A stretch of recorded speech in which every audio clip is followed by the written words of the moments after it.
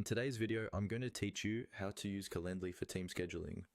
We'll walk through a simple example of setting up a group event, which is perfect when you want multiple people to book the same time slot, like a group demo, a webinar, or a training session.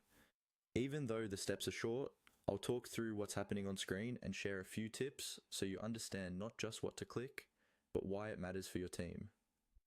First, log into your Calendly account and head over to your main scheduling page, where you normally see your existing event types. On this page, look for the button or option labeled Create. It's usually near the top of the screen. Go ahead and click on Create. When you click this, Calendly will open a small menu asking what kind of event you want to set up. This is where team scheduling really starts. From the options shown, choose Group. Clicking on Group tells Calendly that you want one event time that multiple guests can join, instead of one person per time slot. A group event is especially useful for team scenarios. For example, if your sales team is hosting a live group demo every Thursday at 2 p.m., you can create a single group event where several prospects can book the same session.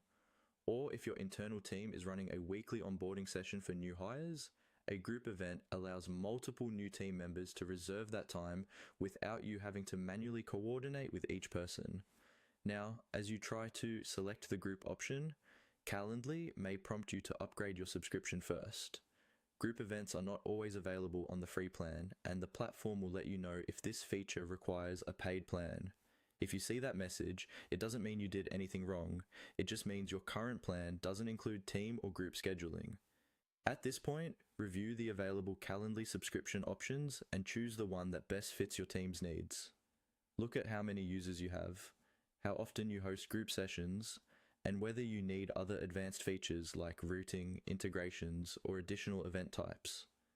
Once you've upgraded, you can come back to the same Create button, select Group again, and you'll be ready to fully configure your group event for team scheduling.